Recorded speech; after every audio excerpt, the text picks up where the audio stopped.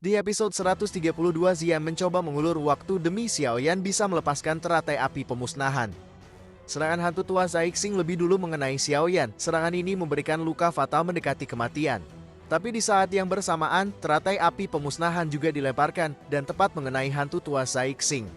Jadi intinya kedua belah pihak sama-sama menderita kerugian.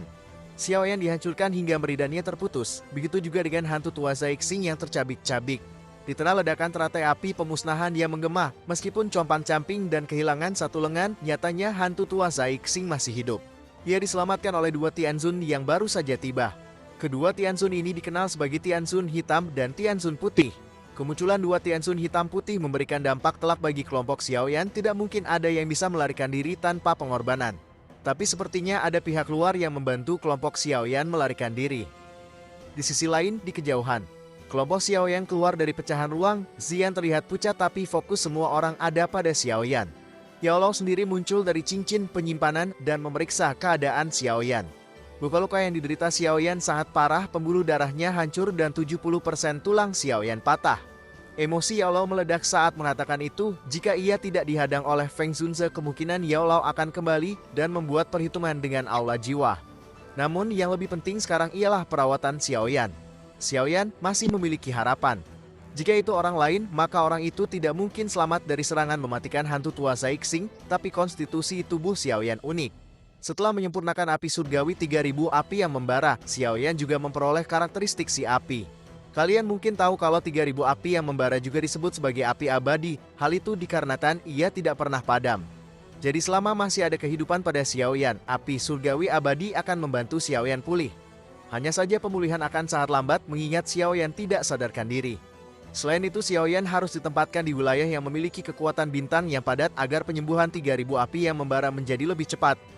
Kekuatan bintang yang padat hanya satu tempat yang ada di pikiran Feng Zunze, yaitu Pavilion Bintang, wilayah kekuasaannya sendiri. Selain berpikir tentang kesembuhan Xiaoyan, Feng Zunze khawatir dengan reaksi Xiaoyan pasca ia sembuh. Cedera Xiaoyan mungkin bisa pulih, tapi apakah Xiaoyan masih bisa berkembang lebih jauh lagi kemungkinan akan sulit. Yao Lao angkat bicara melihat kekhawatiran Feng Zunze. Xiaoyan terluka sangat parah dan ini bisa dikatakan juga sebagai berkah. Berkah bagaimana? Seperti yang kalian ingat, Xiaoyan pernah meminum pil naga yin yang. Pil ini akan berguna di saat orang yang meminumnya benar-benar sekarat. Dan saat ini Xiaoyan mendapatkan kondisi itu untuk mengaktifkan kekuatan pil. Jadi jika Xiaoyan berhasil pulih, ia seperti akan mendapatkan tubuh baru, tubuh yang lebih kuat dari sebelumnya. Kemudian, mereka segera menuju ke Pavilion Bintang Jatuh.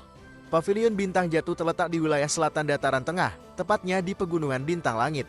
Lokasi Pavilion Bintang Jatuh tersembunyi oleh formasi alami, hanya dengan giok khusus Feng Zunze dapat membukanya dan membawa semua orang masuk. Begitu kelompok Feng Zunze masuk, ia langsung disambut oleh Mu Xingluan, murid dari Feng Zunze. Singkat cerita, Feng Zunze dan Yao Lao segera membawa Xiaoyan ke tempat yang memiliki kekuatan bintang lebih banyak. Tempat ini berupa menara batu. Feng Zunze hanya meletakkan Xiaoyan di menara batu tersebut dan membiarkan kekuatan 3000 api yang membara bekerja secara alami. Nah ini saja dulu guys, sampai kapan Xiaoyan seperti ini, kita akan bahas di video selanjutnya. Untuk saat ini di sini saja dulu, terima kasih sudah menonton dan sampai jumpa.